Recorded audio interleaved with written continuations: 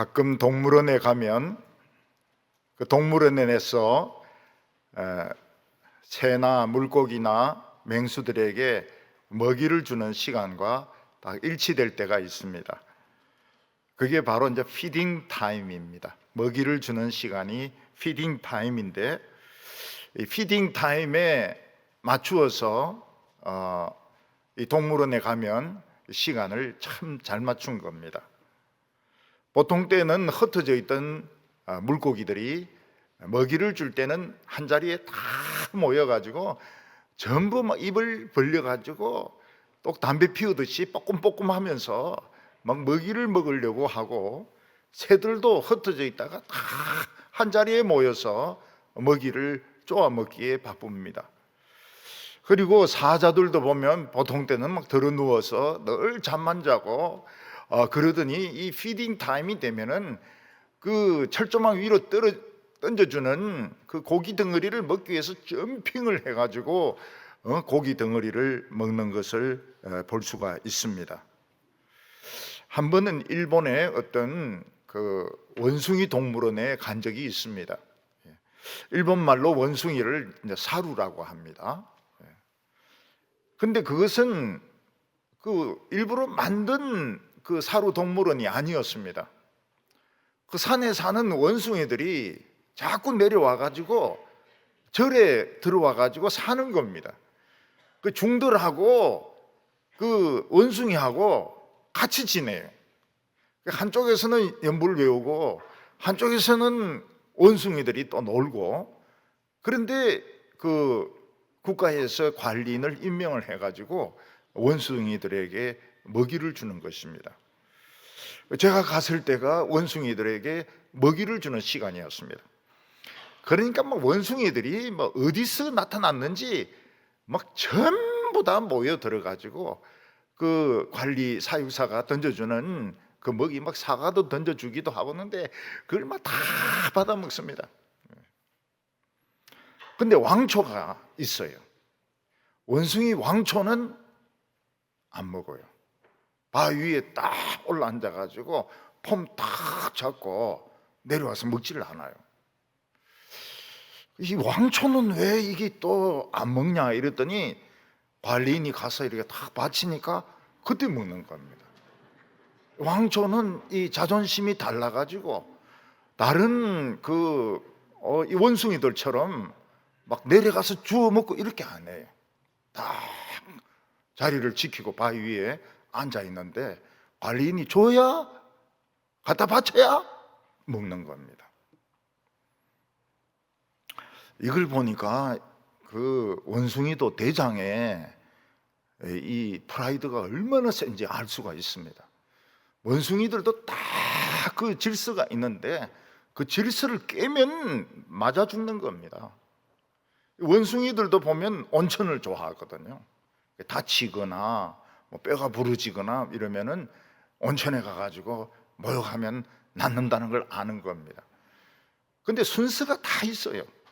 제일 먼저 대장이 들어가가지고 거기서 땀을 막 뻘뻘 흘리면서 온천하고, 그 다음에 첫 번째 부인, 두 번째 부인, 세 번째 부인 원숭이들이 들어가서 하고, 나중에 새끼들이 하고, 그리고 이제 일반 원숭이들이 그 온천에 들어가야 되는 겁니다. 근데 뭣도 모르고 대장도 아닌 것이 대장보다 먼저 들어가가지고 그 욕탕에 앉아있다가 들켰다 맞아 죽습니다. 꼬지 피고 때리고 물고 반쯤 죽여놔요. 이 원숭이 세계가 이 참 무서운 세계입니다. 아쿠아리움에 가면 그 여자 사육사가 그 고등어 같은 거 막 던져주면은 이 돌고래들이 막 점핑을 하면서 그걸 먹습니다. 그걸 공중에서 딱 먹어가지고 떨어지고 이렇게 합니다. 이 돌고래는 여자 사육사의 그 지시에 따라서 무슨 소리를 듣기도 하고 또 물을 튀기는 소리를 듣습니다. 그러면서 점핑도 하고 서서 뒤로 막 춤을 추면서 가기도 하는데, 그게 처음부터 그렇게 되는 것이 아니라고 합니다. 그렇게 이제 훈련시키는데 한 5년쯤 걸린다고 그래요. 처음에는 물 속에 줄을 쳐놓고 넘어가게 하고 근데 그걸 점점 높여가지고 나중에는 이제 육상 위에서 점핑을 하게 하는 겁니다. 근데 무조건 먹이를 많이 주는 게 좋은 게 아니라고 그래요. 먹이를 많이 주면 말을 안 듣는다고 그래요. 그래서 이 돌고래들이 말을 안 들으면 격리를 시킵니다. 그럼 이 돌고래가 격리되는 것을 굉장히 힘들어 한다 그래요. 다른 돌고래들은 막 점핑도 하고 수영도 하고 막 이러는데 자기만 딱 갇혀 있으면 너무너무 힘들어 한다 그래요. 그래서 좀 고립을 시켜놨다가 나중에 풀어줘가지고 또 말 들으면은 또 고기 던져주고 이러면서 이 돌고래가 쇼를 하게 되는 것입니다. 그래서 어떤 경영학자는 책을 쓰기를 돌고래도 칭찬하면 춤을 춘다 이런 책을 썼습니다. 그 책을 볼 필요가 없어요. 아쿠아리움에 가면 하는 거 그대로 책을 써가지고 경영학에 이거를 연결을 시킨 것입니다. 그러니까 돌고래도 이 먹이를 주면서 이 칭찬을 해야지. 돌고래 이놈의 새끼야. 점핑도 안 하고 이러면 안 한다는 거예요. 말을 안 듣는다는 거예요. 칭찬이라고 하는 것은 어떤 사람이 잘한 것에 대해서 아주 박수를 쳐주고 격려를 하는 것입니다. 그럼 막 자신감이 생기게 되죠. 감사라고 하는 것은 어떤 사람이 자기에게 고마운 일을 했을 때 말이나 행동을 통해서 감사를 표현하는 것입니다. 그러면 이 고마운 일을 행한 사람에게는 이게 칭찬이 되는 것입니다. 그리고 더 용기를 내어서 좋은 일을 하게 됩니다. 우리는 부모님으로부터 한없는 사랑과 한없는 돌보심을 받으면서도 너무 어려서 부모님에게 잘 감사하지 못하고 부모님이 그렇게 해주는 것이 당연한 줄 압니다. 그래서 나라에서는 어버이날이라 하는 것을 정해가지고 자녀들이 1년에 한 번이라도 부모님에게 감사하게 합니다.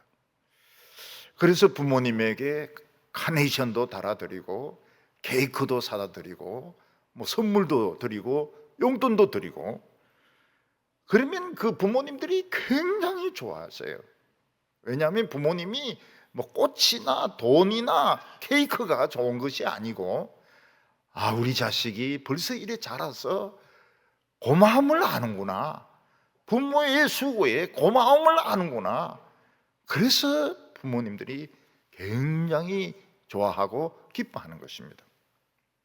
미국에는 이제 어버이날이 아니고 Father's Day, Mother's Day 이렇게 따로 되어 있습니다. 제가 제 딸하고 통화할 때가 딱 그날이 Father's Day였습니다. 그래서 오늘이 Father's Day라고 이러면서 아버지 감사하다고 그런 이야기를 했습니다. 이 교회 청년들이 참 어렵게 취직을 하지 않습니까? 그 취직을 해서 첫 월급을 받으면 얼마나 돈 쓸 때가 많아요.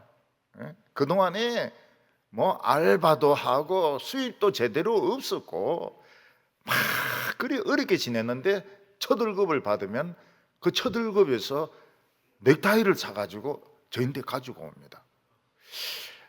이렇게 하지 마라. 얼마나 너희들이 돈 쓸 일이 많은데 내인데까지 넥타이를 사가지고 오면 어떡하냐고. 그러면 그 청년들이 뭐라고 말하는가 하면 그동안 기도해 주신 것이 고마워서 우리가 첫 월급으로 이 넥타이를 사드립니다. 참 이 청년들이 모르는 줄 알았는데 우리가 그냥 맨날 기도하는 거 그냥 그저 그런 줄로 생각하는 줄 알았는데 본인들은 그게 아니에요. 자기들 위해서 기도해 준 것에 대해서 감사하다고 그런 표시를 하는 것입니다. 어떤 교회 자매는 퇴직금을 그냥 다 저에게 주었습니다. 그래서 이제 그걸 가지고 몇 명에게 장학금을 나누어 주었는데 이 장학금이 서울까지 간 거예요. 서울에 이 음악을 전공했는데 돈이 없어서 졸업을 못하는 여학생이 있었습니다. 그 여학생이 그 장학금으로 졸업을 했어요. 그래서 나중에 물어보니까 졸업을 했다고, 감사하다고 이야기를 하는 것입니다. 올해는 또 어떤 장로님께서 막 사과를 그냥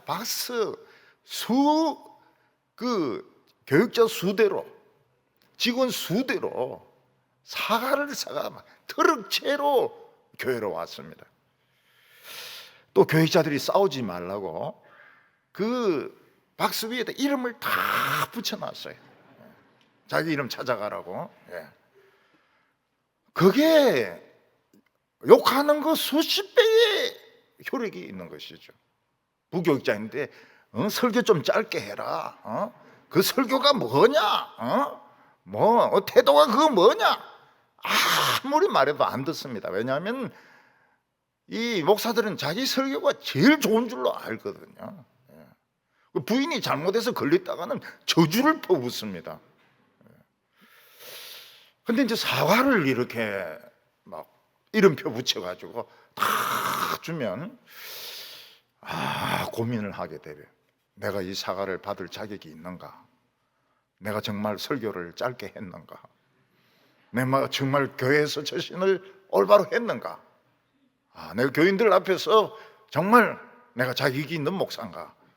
아주 깊이 생각을 하게 되는데 욕 아무리 해봐야 통하지가 않아요. 그냥 사과를 주면 그냥 본인이 스스로 깨달아 버립니다. 이 교회도 이제 오래되니까 옛날에는 교인들이 호박을 따면 갖다 드리고 또 막 고추를 따면 갖다 드리고 이랬는데 요즘은 이제 교회가 커지니까요. 월급만 딱 주고는 월급쟁이 완전히 무관심한 겁니다. 그래서 막 월급만 받으면 당신 되는 거 아니냐?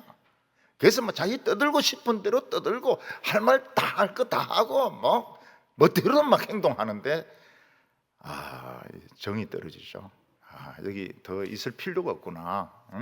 이런 사고방식을 가진 장로들, 이런 사고방식을 가진 사람들에게 설교를 아무리 해봐야 소용이 없구나. 너무 오래 있었다. 이런 생각이 들게 되는 것입니다. 이스라엘 백성들은 추수감사 절기가 굉장히 큰 절기였습니다.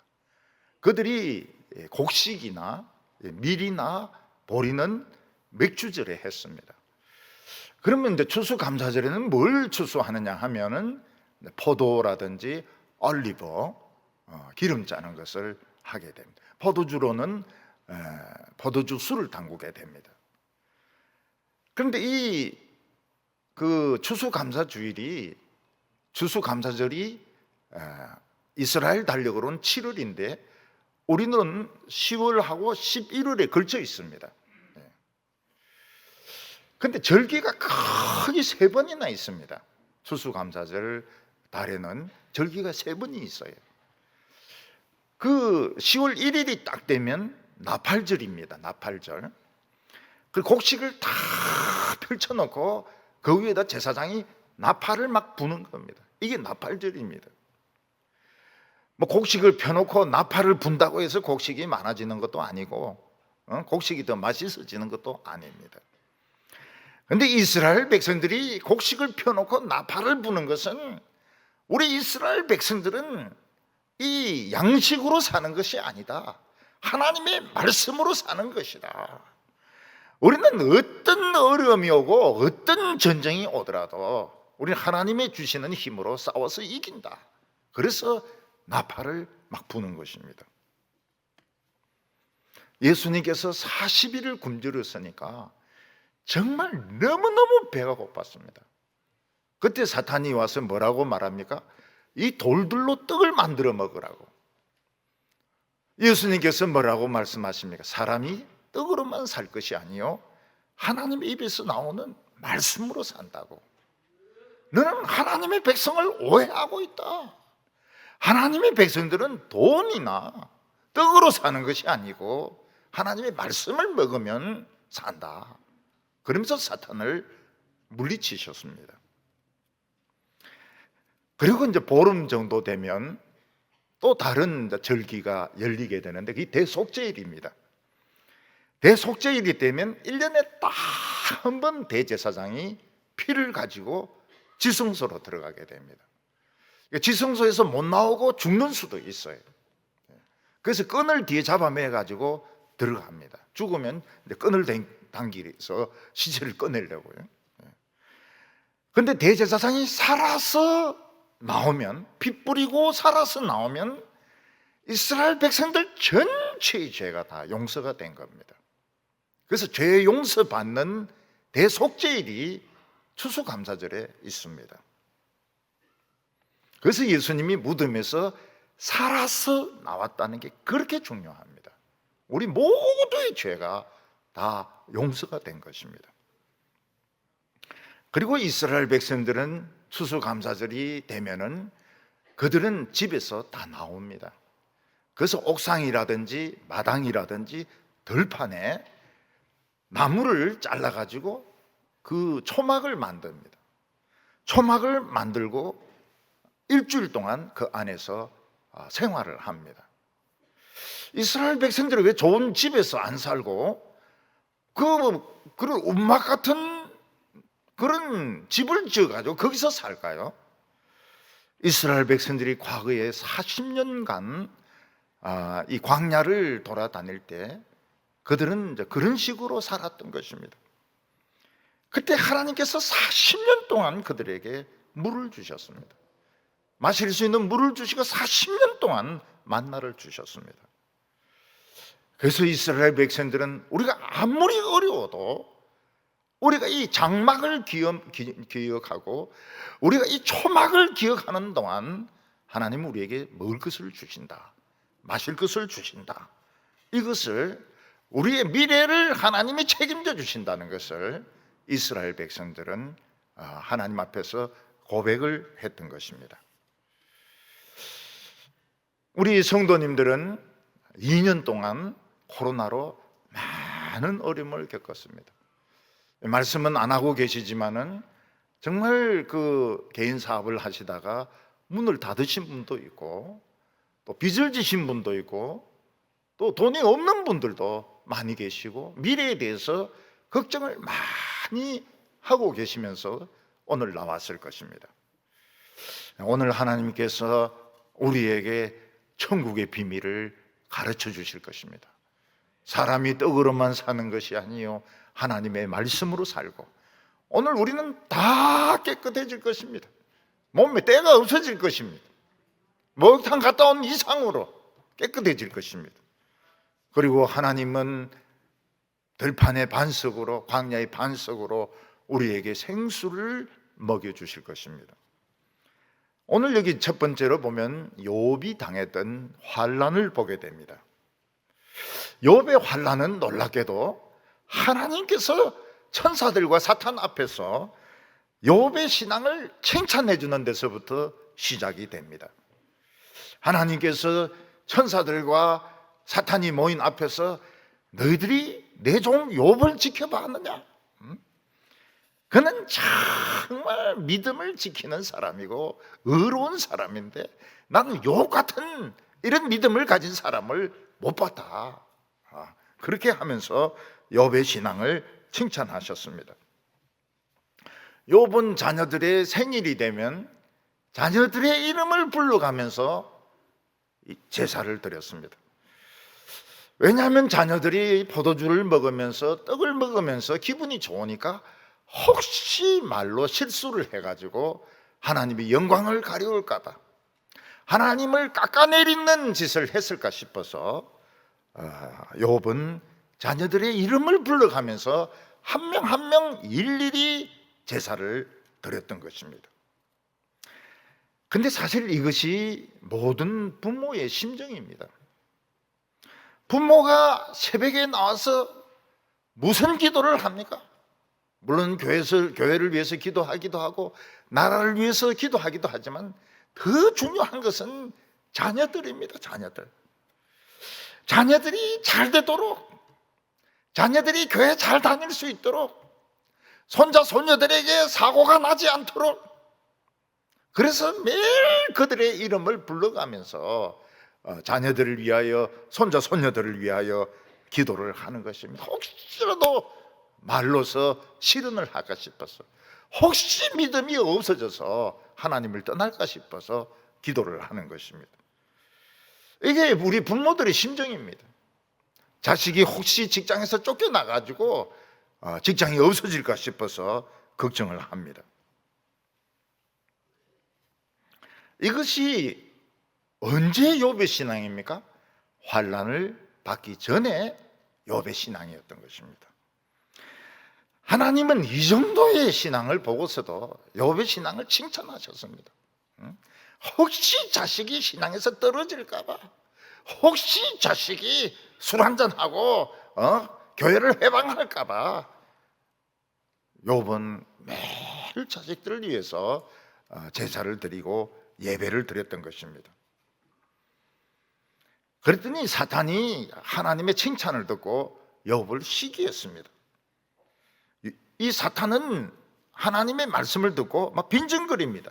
아이고 하나님, 욥이 뭐 그냥 공짜로 하나님을 잘 믿는 줄 압니까? 하나님 그런 소리 하지 마세요.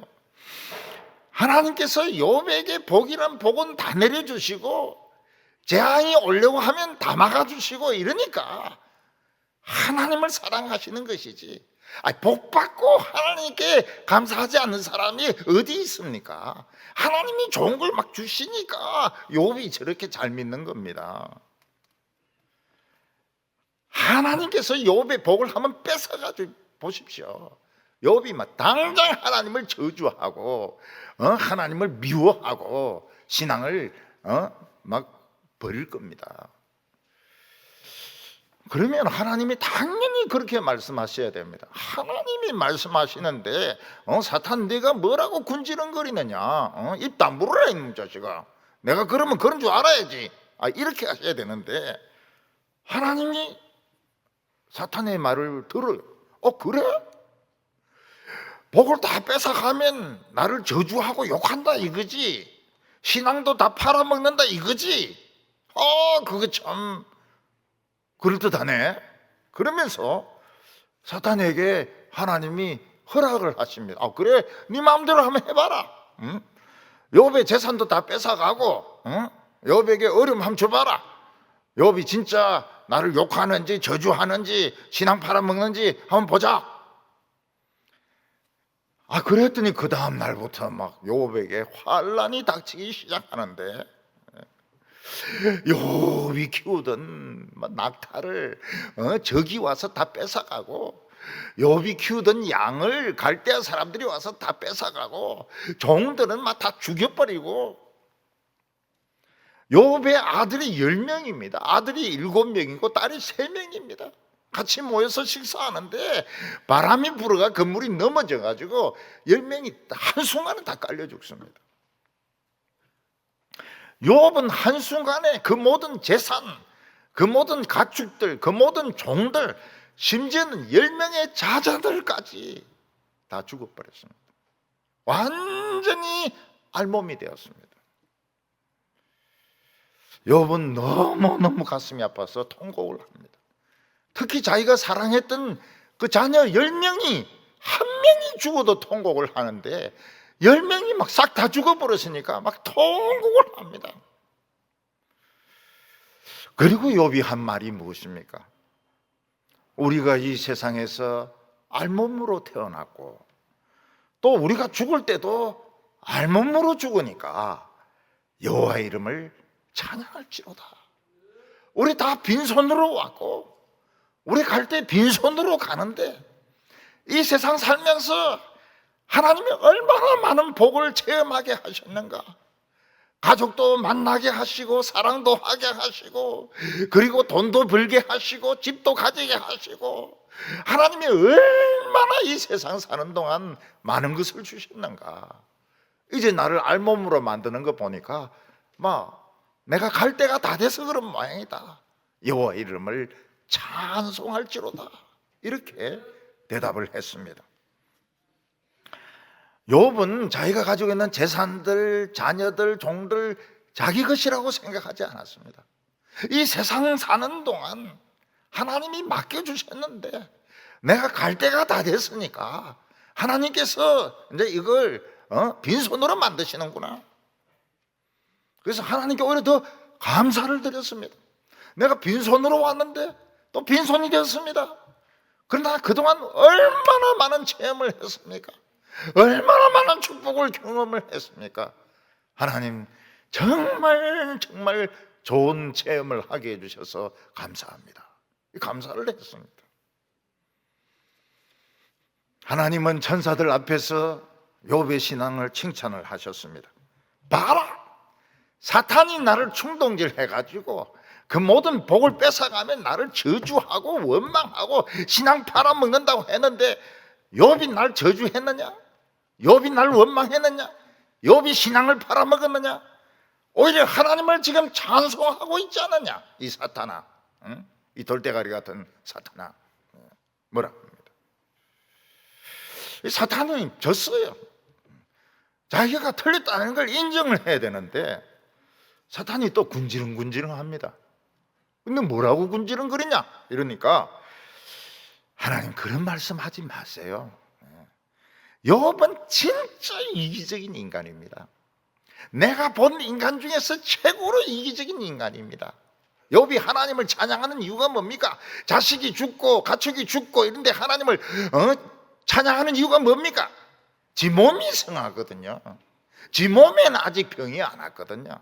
그러니까 욥이 잘난 체 한다고 저 하나님을 찬양하는데 애가 죽어도 저 하나님을 찬양하고 말이죠. 종들이 죽어도 하나님 찬양. 제일 이기적인 인간이 욥입니다. 하나님 그거 아셔야 됩니다. 하나님 욥에게 병을 주고 육체를 쳐서요. 그러면 당장 하나님 원망하고 저주하고 신앙 팔아먹습니다.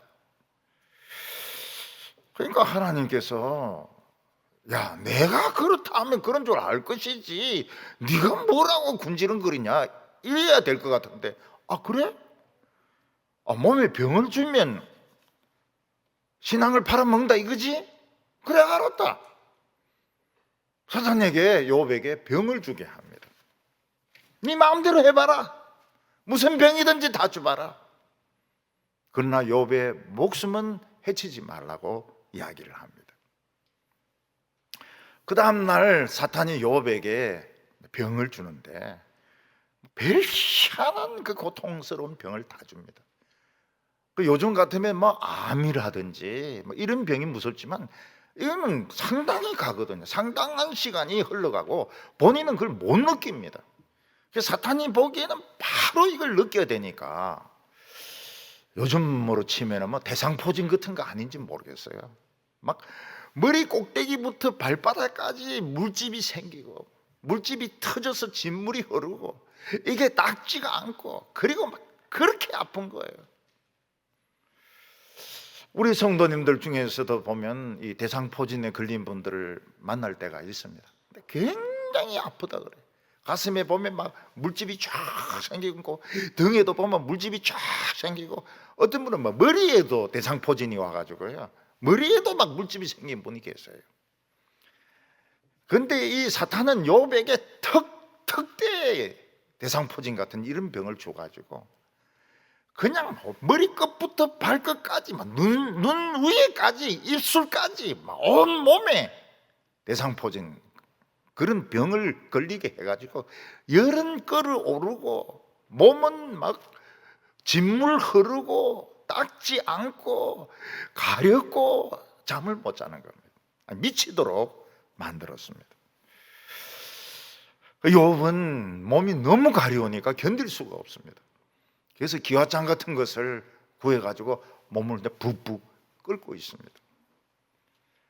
욥의 부인이 너무 한심해가지고 이런데도 하나님을 믿느냐고 당신이 이래 망해놓고도 하나님을 믿느냐고 당장 하나님을 저주하고 죽어버리라고 부인이 그렇게 나옵니다. 사람이 이렇게 잠을 자지 못하면은 참 죽고 싶습니다. 자식들 10명이 죽었죠. 재산 다 날아갔죠. 아무것도 없습니다. 욥은 정말 비참하게 되었습니다. 근데 욥이 무슨 말을 합니까? 하나님이 좋은 것도 주시고 안 좋은 것도 주시고 우린 좋은 것도 받고 안 좋은 것도 받고 그러면서 하나님을 찬양해야지 어떻게 좋은 것만 받으려고 하느냐. 하나님 병도 주실 수도 있고 가난을 주실 수도 있고 어려움을 주실 수도 있는 거지. 하나님이 창조주인데 우리가 뭐라고 좋은 것만 받으려고 하느냐. 그러면서 하나님을 찬양했습니다. 찬송가 113장에 보면 내 평생에 가는 길 평안하여 그런 찬송이 나옵니다. 그 찬송을 지은 사람은 사업가인데 부인하고 애를 먼저 배를 태워가지고 영국 쪽으로 보냈습니다. 그때는 이 배 항해가 굉장히 위험했어요. 태풍이 불어가지고 배가 뒤집어져가지고 부인도 죽고 애, 딸들도 다 죽었습니다. 그 말을 듣고 이 사람이 바닷가에 서서 내 영혼 평안해, 내 영혼 평안해, 내 영혼 평안해 이 찬양을 하는 겁니다. 이유는 알 수가 없지만은 부인도 죽고 딸도 죽고 참 자기 모든 재산이 다 날아갔는데 내 영혼 평안해, 내 영혼 평안해 이러면서 하나님을 찬양했습니다. 한 과부가 성전에서 동전 2개를 헌금을 했습니다. 우리 돈으로 이제 몇백원 헌금한 것이죠. 너무 작은 헌금을 낸 겁니다. 그런데 예수님은 뭐라고 말씀하셨습니까? 참 많은 헌금을 냈다고 칭찬하셨습니다. 왜냐하면 다른 사람들은 다 감춰놓은 돈이 있고 살 구멍이 다 있는 거예요. 연금이 있는 거예요. 연금이 있고 저축한 것이 있고 자기 집이 있고 다 살구멍이 마련되어 있는 상태에서 헌금을 한 건데 이 과부는 망했습니다. 과부이면서도 망했습니다. 집도 없어요. 연금도 나오는 게 없어요. 뭐 아무것도 없어요. 그런데도 헌금을 하나님께 냅니다. 감사의 헌금을 냅니다. 왜냐하면 내 모든 미래를 하나님께 맡깁니다. 내 모든 미래를 하나님께 맡깁니다. 하나님은 그 과부의 신앙을 헌금을 칭찬하셨습니다. 욥은 모든 것 다 잃어버리고 그리고 자식 10명까지 죽어버리고 자기 몸이 완전히 병투성이가 되고 그런데 우리가 빈손으로 왔고 빈손으로 간다는 거예요. 빈손으로 간다는 거예요. 내가 빈손이 되는 거 보니까 갈 때가 다 된 것 같다는 거예요. 그래서 나이 드신 분들이 막 몸이 좀 늙어가고 이렇게 할 때 너무 낙심하지 마시기 바랍니다. 이 세상에 있는 이 몸은 갈아입을 옷입니다. 옷 갈아입을 때가 다 된 거예요. 때때옷으로 갈아입을 때가 다 된 것입니다. 욥은 이 환난을 겪고 감사드림으로써 신앙이 완전히 변하게 됩니다. 옛날 신앙의 100배 정도로 신앙이 성숙하게 됩니다. 우리는 어려운 일 당하면 하나님을 원망하기 쉽고 불평하기 쉽고 신앙 팔아먹기 쉽습니다. 욥의 부인은 어떻습니까? 하나님을 저주하고 죽어버리란 말이에요. 네 같은 게 뭐 때문에 사느냐? 하나님 저주하고 죽으라고 이야기합니다.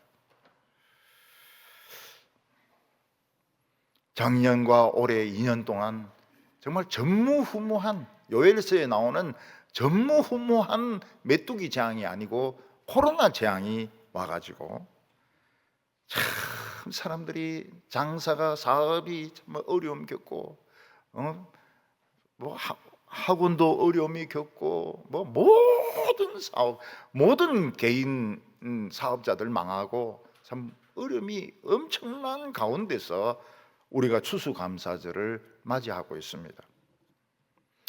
그래서 사람들 중에서는 올해는 추수감사 안 할란다.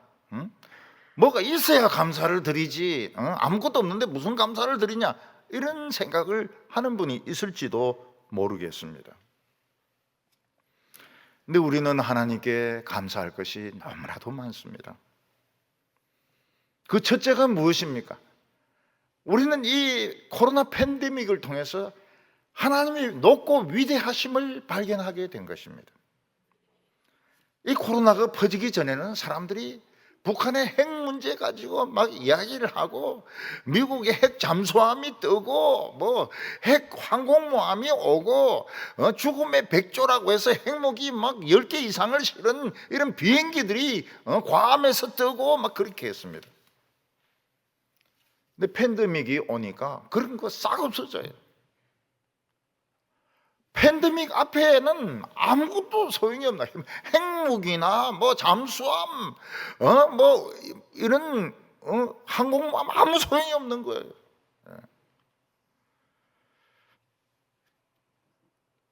어느 나라는 대통령이 이게 걸려서 죽습니다.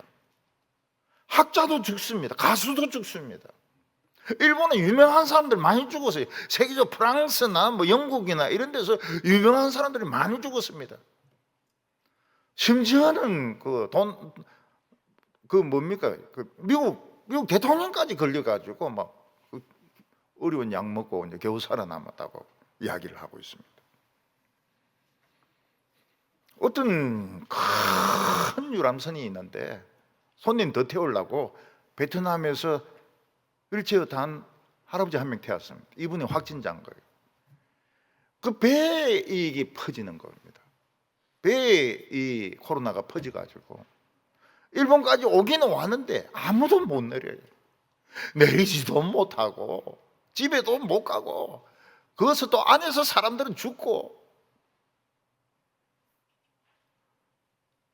인도나 중국 같은 데서는 너무 사람들이 많이 죽으니까 화장터에서 화장을 할 수가 없었습니다.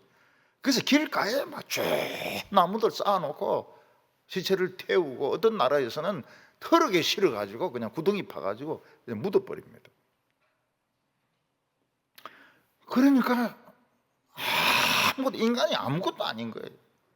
하나님의 높고 위대하심 앞에는 원자 핵무기도 소용이 없고, 경제도 소용이 없고, 공부 잘하고 똑똑한 것도 소용이 없고, 진짜 오직 여호와 하나님만 위대하신 것입니다. 우리는 주님의 높고 위대하심을 찬양합니다. 이 팬데믹을 통해서 인간은 아무것도 아니에요. 아무리 똑똑해도 걸립니다.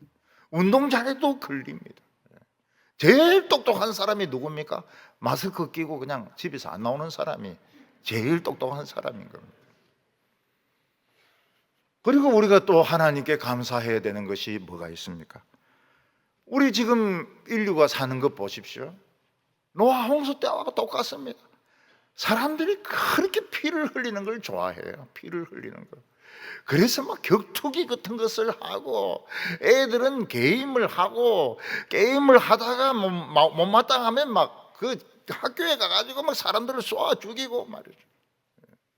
살인과 폭행과 강간과,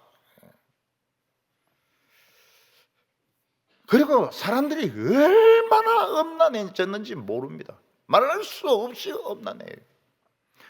뭐 텔레비전이라든지 그 온라인이라든지 막 이런 거 보면 막 전부 막 훌떡훌떡 벗고 나타나는데, 그 다 늙을 건데 말이죠. 조금 젊은 기간에 보여주고 막 보고, 그 돈이 막 엄청난 거예요. 그 시장이, 벗은 시장이 엄청나. 옷 입은 것보다 벗은 것이 더 비싼 거예요. 우상숭배자들만, 우리나라 점 시장이 몇 조 원입니다. 몇 조 원들. 근데 이게 대학원 박사들도 점치고, 정치인들도 점치고, 기업가들도 점치고, 어디에 뭐 큰 이런 목욕탕에 가니까 타로 점이라 해가지고 카드 가지고 막 이렇게 합니다. 저는 우리 아버지가 큐티 할 때 참 마음이 안 좋았거든요. 화토 이렇게 하면서, 화토로 큐티 하면서 오늘 뭐 손님 오겠구나, 오늘 비 오겠구나. 그래서 아버지 돌아가실 때 그 무덤 안에 화토 넣어 들으셔서 워낙 화토를 좋아하시니까요. 그거를 막 모든 큐티를 다 하시니까요.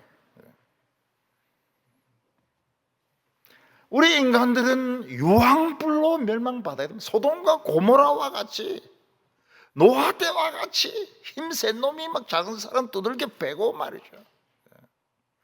여성들이 참 위험하게 되었습니다. 여성들이 위험하게 되었어요. 막 아래 윗집 붙어 살면서 가서 막 칼로 찔러버리고 말이죠. 세상은 너무 엄난합니다. 다 그 인간 몸이 그렇게 생겼잖아요. 근데 그거 보면서 막 그 시장이 엄청나고요.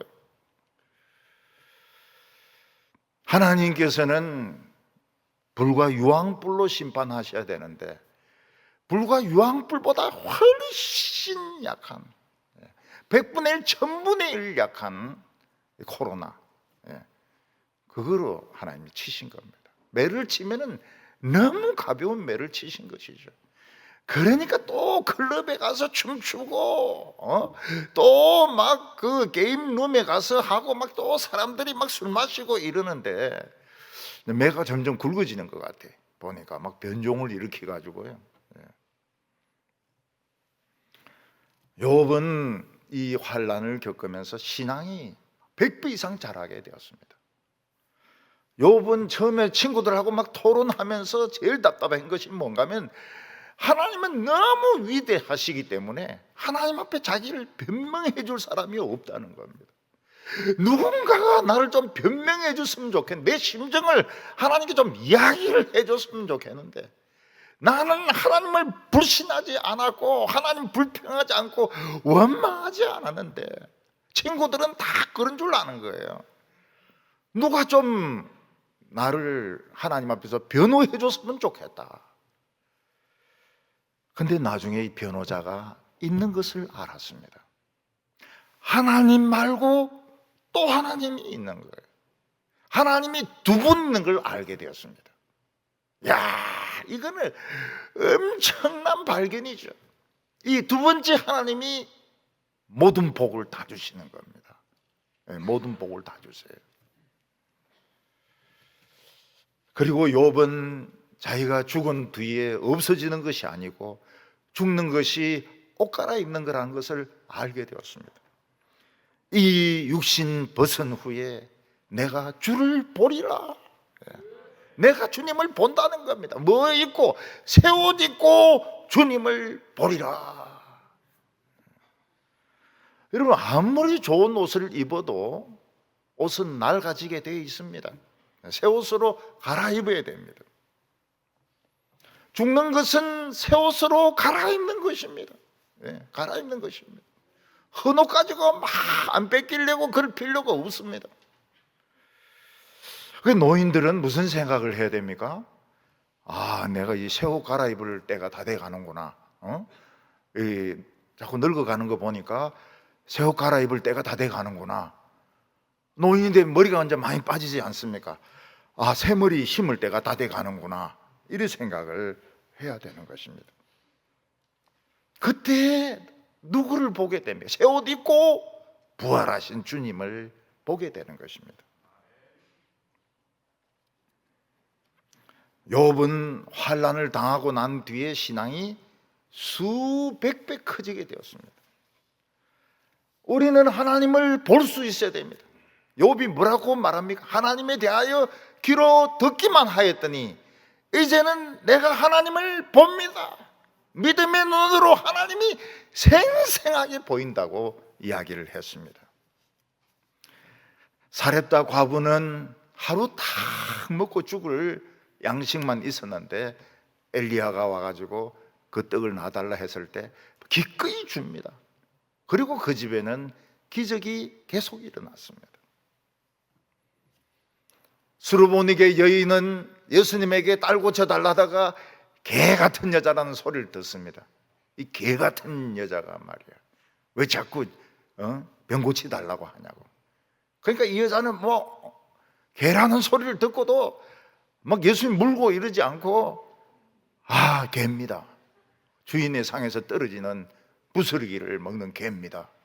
그러니까 예수님이 뭐라고 말씀합니까? 여자여, 내 믿음이 크도다. 내 믿음이 크도다. 12년 동안 혈루병으로 앓던 여자가 사람들인데 가면 돌에 맞아 죽습니다. 근데 돌에 맞아 죽을 각오하고 사람들 사이에 파고 들어가서 예수님의 옷자락을 잡았을 때 혈루증이 나아버렸습니다. 예수님께서 내 믿음대로 될지어다, 평안히 가라고 말씀하셨습니다. 백부장은 예수님이 자기 하인 고치려고 집에 오려고 하니까 뭐라고 말합니까?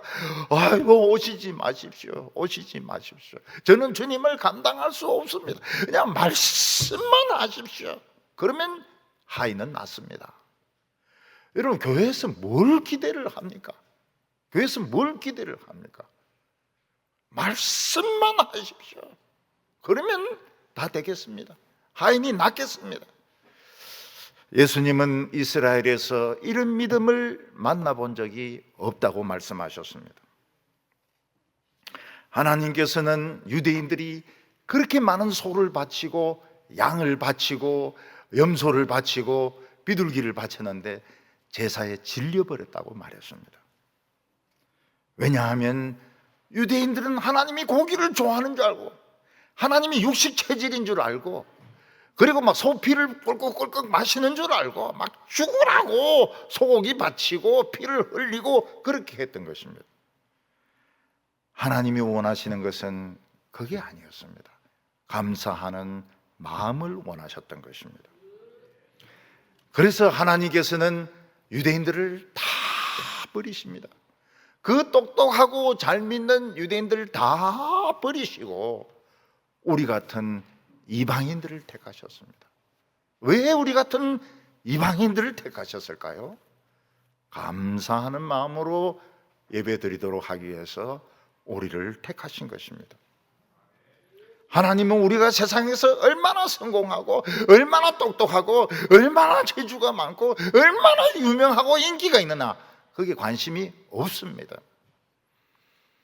하나님께 얼마나 감사하느냐, 우리를 죄와 멸망에서 구원해 주신 하나님이 얼마나 감사한가, 그 감사하는 마음만 보시는 겁니다. 감사하는 마음이 믿음인 것입니다. 근데 우리는 예배 드릴 때마다 사실 감사하는 마음이 찾아보기가 어려워요. 오래 믿으면 믿을수록 감사하는 마음이 없습니다. 예배 드리는 것은 당연한 것이고, 11조 안 냅니까? 냅니다. 11조 냅니다. 감사한 금 안 냅니까? 냅니다. 왜냐하면 내야 주보에 이름이 나오니까요.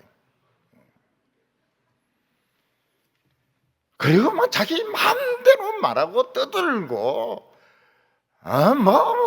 행사를 하고 막 사업을 하려고 난리를 치는데 감사하는 마음을 찾아볼 수가 없습니다.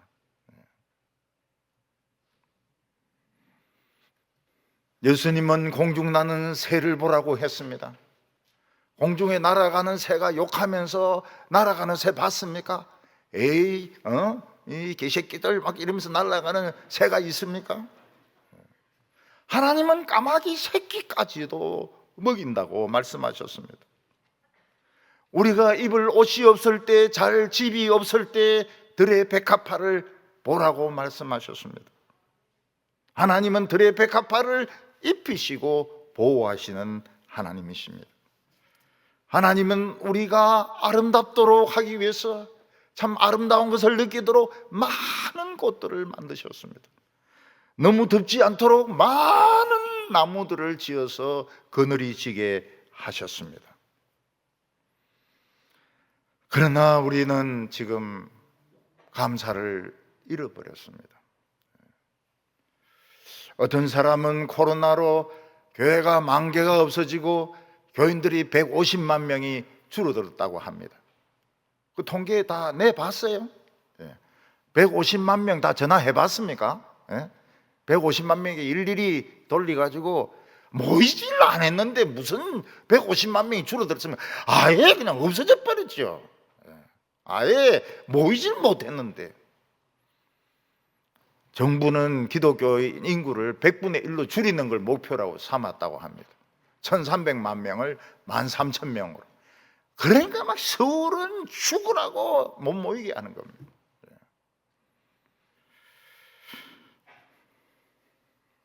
우리는 코로나가 끝날 때까지 조용히 기다리다가 다시 시작하는 수밖에 없습니다. 우리가 요번에 이 코로나 폐쇄, 교회 폐쇄는 충격을 많이 준 것 같아요. 그래서 교인들이 교회 나오는 것을 겁을 냅니다. 왜냐하면 교회 나오면 콧구멍을 찌르니까요. 우리 교회에서 콧구멍 찔른 교인이 1,400명입니다. 어린이들도 콧구멍 찔리고 유치부도 콧구멍 찔리고. 교회 나오면 콧구멍 찔리더라. 옛날에는 교회 나오면 신발 웅적하더라 이러더만 요즘 막 교회 나오면 콧구멍을 찌르더라. 그래서 안 나오는 거예요.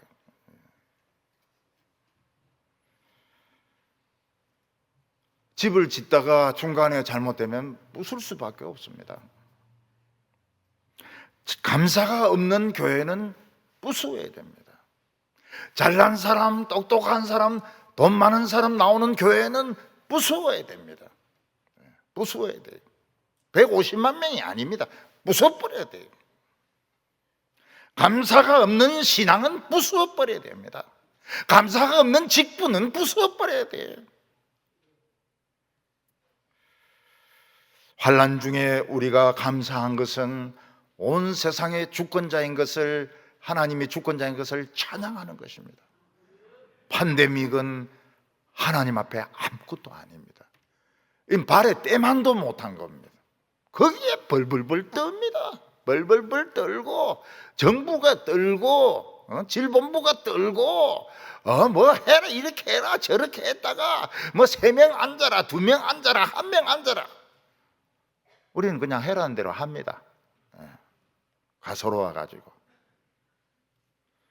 온 세상의 주권자는 하나님이시고 코로나는 하나님 발에 또 때가 있다니까 좀 그렇네. 때보다 못한 그게 이게 코로나입니다.